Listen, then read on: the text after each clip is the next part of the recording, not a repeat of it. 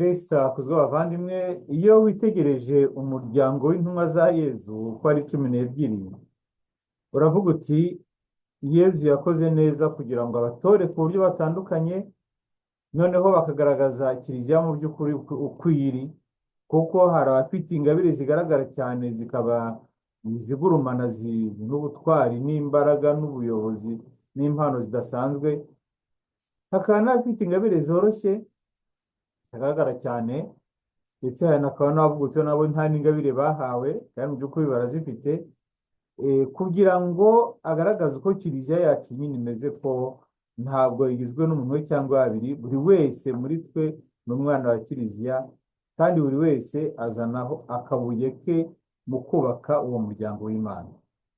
Niko tubona no ntumwa za Yezu. Rero ntumwa za Yezu hari nk'abo ubona ari ibihangange, hakaba n'abandi ubona nyine baciriritse, ariko nabo kuba barabanye na Nyagasani Yezu Kristo nabo ni intumwa, nabo bafite ubutwari, bafite n'izo mbaraga.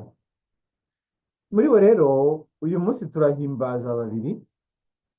Hari Yuda utari Isikariyote wagambaniye Yezu, ahubwo Yuda bita Tadeyo. Hakaba na Simoni utari Simoni Petero, ahubwo Simoni bitwa umurwanashyaka. Izo ntumwa zombi ntabwo ari ibyamamare cyane, nta n'ibindi tubona mu by'ukuri bakoze bihambaye, cyane cyane ko n'ibaruwa yitirirwa Yuda nyine nka Yuda uyu nguyu, bahanga bavuga baturi igihe yandikiwe nuko yanditse, bigaragara ko yanditswe nyuma cyane. Uyu Yuda nk'intumwa wenda atakinariho, cyane cyane ko nyine ubuzima bwabo ntabwo bugaragara cyane, ntabwo buzwi cyane uretse mu ruhererekane rwa kiliziya, ariko muri Bibiliya ntabwo tubabona cyane. Niyo mpamvu navugaga nti Imana uburyo itoranya uburyo bwayo, ariko byose bikerekana kiliziya nyine n'amasura yayo ukwari. Impamvu rero tubahimbariza umunsi umwe, harimo icyo kimwe cy'uko ntabwo ufite byinshi cyane ushobora kubavugaho. Ariko hari ikindi cya kabiri, ni uko mu mavanjiri hose iyo babavuga buri gihe begeranye ku malisite dusanga ko ari uko umutwe wa 6 kugera kuri 16, ubona bavuga buri gihe nyine bavuga ya Simoni umunyeshyaka na Yuda wo muri Kana cyangwa se Yuda Tadeyo, ukabona basa nk'abagenda buri gihe babegeranye. Noneho no mu ivanjiri ya Luka nuko bimeze. Simoni rero uyu murwanashyaka, Matayo na Mariko bamwita umunyakana Kananeya, noneho Luka we akamwita umurwanashyaka Rozerote. Yaba se koko ari mu mutwe w'abandi witwa abazerote barambuye ari imitwe yarwanyaga Abanyaroma? Papa Benedikito wa 16 aravuga ati ntabwo wabihamya, cyakora icyo wahamya ni iki ngiki, ni uko izina rye wamwita umurwanashyaka cyangwa se ukamwita umunyakana, byose bisobanura ikintu kimwe. Ati mu gihe buri ijambo kana rivuga gufuha, rivuga kugira imbaraga, kugira imbaraga, gufuha ukagira ishyaka nyine ryari rikomeye cyane. Ati rero Simoni uwo munyeshyaka ashobora kuba ahubwo mu muco wa Kiyahudi yari umuntu wari ufite ishyaka rikomeye cyane ry'ingoma y'Imana, rwa idini ya Kiyahudi, ku buryo noneho yiswe umunyeshyaka kugira ngo bamutandukanye, kandi birumvikana na Simoni Petero, intumwa nkuru ya Nyagasani Yezu Kristo. Hanyuma rero ikindi twongera kumubonaho mu by'ukuri ntabwo ari byinshi, ni uko uyu Musimoni nyine uruhererekane rutubwira ko baba baragiye kwigisha mu bihugu bya Aziya, ariko mu by'ukuri ukabona ari ibintu byo gusa nk'aho amateka atagaragara cyane, dore burya ko hari umuntu wibagiza undi. Kuva Simoni Petero ari uvugwa cyane akaba yarabaye icyamamare, simoni wundi nyine yabaye uciriritse, tugasigarana gusa ko avugwa mu ntumwa za yezu. Tadeyo rero uyu nguyu witwa yuda wundi, ntawe yose nawe bamwita Jude mu gifaransa, ariko ubundi ni yuda nyine. Akenshi baba bashaka kumutandukanya na yuda isikariyoti. Matayo na Mariko bakamwita yuda, bakamwita Tadeyo, bivuga umunyembaraga. Noneho bakamutwereka rero nyine ko Luka we amutwereka bageze mu cyumba cyo hejuru, aho amwita umuhungu wa Yakobo, Jude fils de Jacques, byakozwe n'umutwe wa mbere murongo wa 13. Bigasaro nk'ibishobora kugira uwo byacanga, ese ninde? Baravuga rero bati buriya ko ahanga bisobanura, kuko babizi ko muri Bibiliya harimo ba Yakobo benshi nk'uko harimo ba Mariya benshi. Baravuga rero atagomba kuba ahubwo ari ashobora kuba ari wa wundi wa Yakobo umuhungu wa Alufeyi, ba bandi bari ku musaraba hamwe na Yezu, nako wa wundi nyina wabo yari ku musaraba hamwe na Yezu. Mu by'ukuri ye bavuga uti bari ababyara ba Yezu. Hari ahandi hepfo, hari ahandi habigaragaza, wavuga uti ni ba bandi nyine. Tadeyo uyu nguyu akaba yaravukanaga na Yakobo nyine wa wundi bita minera, waba warayoboye iteraniro ry'i Yeruzalemu. Abo rero bakaba mu by'ukuri bari ababyara ba Yezu ku buryo bufatika. Tadeyo nguyu rero, nguyu witwa Yuda nyine, hari ibaruwa imwitirirwa. Ni igitabo cya nyuma mbere yo kugera ku gitabo cy'ibyahishuwe. Papa Pawulo 16 aho avuga imibereho y'intumwa, agaragaza rwose uko iyo baruwa nubwo rwose idakunda gusomwa, nyamara ifite ibintu bibiri cyane bikomeye itubwira. Icya mbere gikomeye ni ukutubwira ko umuntu atagomba kwitwaza intege nke ngo avuge ngo Imana irabyumva, kuko hari ababyitwaza nyine, kwitwaza intege nke, ngabongeye n'umunyantihari ariko Imana iranyumva. Avuga ati ni inyigisho z'ubuyobe. Niko nyine iyo vanjiri uko bitubwira, inyigisho z'ubuyobe zo kubona ashobora kwitwaza intege nke akavuga ngo buriya ni uko biri kose Imana iranyumva. Gusa mu ruhererekane rwa Kiliziya, uyu mutagatifu Yuda ariwe twita nyine Tadeyo, yatambutse nk'umwe mu batagatifu bakomeye cyane, kuko ari umwe mu batagatifu barwana ku bintu byatunaniye, bakadutabara, bakatuba hafi. Murabizi ni nacyo cyatumye nyine inyigisho nyita gutyo, ni uko abantu benshi cyane bazi mutagatifu Rita nk'umutagatifu turagiza ibyatunaniye byose, cyangwa ibyo warangije gukuraho amaso uvuga uti ibi ngibi byo byararangiye, ntacyo nkibikozeho. Kuko n'umuntu areba nk'umuntu akavuga turi yawe bati ubwo yarangije kurwicira ni marehemu byararangiye.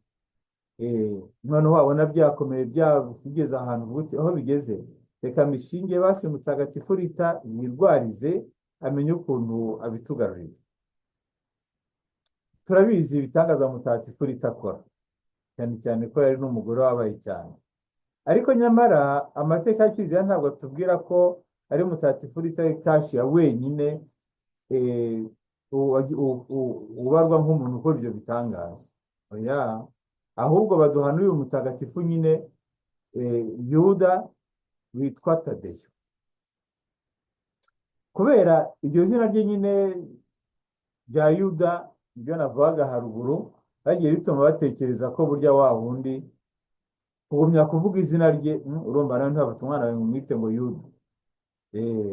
Ubwo uri kuvuga uti reka dawe uwo muntu wagambaniye umwami ntabwo namwitira umwana wanjye. Ariko nyamara nibo bagiye bakuze izina rya Tadeyo nyine. Ariko mu ruhererekane rwa Kiliziya, Yuda agaragara nk'umutagatifu bashinga ibyananiranye byose, kandi nyine akadutabara.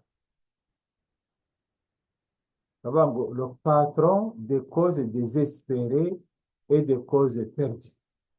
Ibyatakaye, ibyo wakuyeho amaso, ibyo ubona byawe biranyura avuga uti ibi ngibi ni nta kundi. Mutagatifu Yuda rero, kimwe mu byo nyine muri kiliziya tumukundira ni uko ibyo ubona wagerageje bikanga urabimushinga. Hari uwaduhaye ubuhamya, yari umukobwa w'imyaka imyaka 42 yarabuze umugabo ngo yiyambaza Yuda, uyu nguyu nyine Tadeyo amubonera umugabo. Ngo hari ababura ibyangombwa bamwiyambaza bakabibona. Hari rero ngo abasaba amaviza bamwiyambaza bakabibona. Ni abantu bavuga ati njye niyambaje Mutagatifu Yuda byose byananiranye, umwana wanjye yararembye, bamaze kuvuga ko azapfa, ati barabibona. Uretse ubuhamya bw'uwo mukobwa numvise uko yabutangaga, abandi bo ni ibitabo usoma akabona hari ubuhamya bw'abagiye batabarwa na Mutagatifu Yuda bita Tadeyo, maze ibyari byananiranye bigakemuka. Nawe niba ubona hari ibintu ubona byananiranye, kuri uyu munsi zimbazaho Mutagatifu Yuda Tadeyo na Simoni umurwanashyaka, nawe shyikirize ibibazo byawe byakunaniye, nawe ejo wenda watanga ukavuga uti burya koko Yuda ntabwo ari wa mugambanyi, ahubwo Yuda wundi burya koko akora ibitangaza. Nanjye namwe isunze ibitangaza birakorwa. Ntabwo ari Yuda wenyine bashinga ibyatunaniye, hari na Mutagatifu Filomina. Mutagatifu kazi Filomina uyu nguyu yahowe Imana rwose mu binyejana bya mbere bya kiliziya. Umurambo we cyangwa ibisigazwa bye byaje kuvumburwa nyuma y'imyaka 1500 umuntu yarapfuye. Amateka ya Mutagatifu Filomina bayavuga ngo aho Imana, bakavuga aho yiciwe, bakabisobanura n'iki byose, ariko umurambo we ntibashobore kuwubona. Nyuma y'imyaka 1524 z'ukwezi kwa gatanu 1882 nibwo baje kuvumbura umurambo wa Mutagatifu Filomina. Bawuvumbura hehe? Muri rya rimbi rya Mutagatifu Purisa iri hari i Roma. Uyu Mutagatifu Filomina nawe ibitangaza byinshi cyane arabikora ku bantu bamushinze ibyarangije kubananira. Urugero rufatika ni Mutagatifu Padiri Pio, nako Mutagatifu Yohani Mariya Vianney, mumbabarire. Yohani Mariya Vianney wari Pire d'Ars, Padiri mukuru wa Ars, wa Mutagatifu nyine murinzi w'abasaseredoti bose. Umuhire Pauline Jaricot, Justike wa wundi uri mu batangije ibingibi bita propaganda fide, bakwambaza inkuru nziza ku isi hose, yahaye Mutagatifu nyine Yohani Mariya Vianney yamuhaye inzu bita Lorique, ngo ikintu gikomoka kuri uwo mutagatifu kazi witwa Filomena. Noneho Mutagatifu Yohani Mariya Vianney akajya mwisunga buri gihe ibintu byinshi cyane ngo bigakemuka kubera kuvugirwa nyine na Mutagatifu Filomena. Hari amasengesho ariho yo kumwiyambaza ku bantu bari mu bika desespero, byabo byose byananiranye. Nawe Mutagatifu Filomena nawe atabara abantu ku buryo budasubirwaho. Wanyuma nsorezaho n'uyu mutagatifu witwa Gregori umunyabitangaza. Umunyabitangaza ntabwo azwi cyane muri kiliziya y'Iburengerazuba, ariko muri kiliziya y'Iburasirazuba arazwi cyane, bamwita umutagatifu ukora ibitangaza. Nawe rero ibyananiranye byose ngo barabimutura, noneho agashobora kubatabara. Kuri uyu munsi wa mbere utangiye icyumweru, twitangiriye kuri izi ntumwa uko ari ebyiri, no kuri amazina y'abatagatifu yanimaze kuvuga, Mutagatifu Rita, yaba Mutagatifu Gregori Turamatije, ku cyane cyane yaba Mutagatifu Filomena. Abo ngabo ni abatagatifu dushobora kwisunga muri kino cyumweru dusozamwo ukwezi kwa rozari, tugenda twinjira muri kwa kwezi ko gusabira abacu bitabye Imana. kugira ngo aba batagatifu nyine natwe badufashe kubona ibyo bitangaza by'Imana muri iki cyumweru. Muri iki cyumweru ibyo usaba byose, ibyo wifuza byose, aba batagatifu bakube hafi. Noneho nawe amazina yabo ujye uyavuga kenshi kugira ngo ibyo wifuza byose muri kino cyumweru bitungane. Kandi ibitangaza bikorewe, burya ubuhamya bwuzuza igitangaza. Nawe ufata umwanya wo gutanga ubuhamya. Iyo umaze gutanga ubuhamya rero, ibitangaza biruzura kubera ko ubuhamya butuma utsinda intege nke, bugatuma Sekibi atongera kubona umwanya wo kuba wahamije rwose ko Kristo ari we Nyagasani, kandi ko n'ibitangaza abikora anyujije no ku batagatifu. Nabaho umugisha rero, ubw'izina ry'Imana Data na Mwana na Roho Mutagatifu. Amen.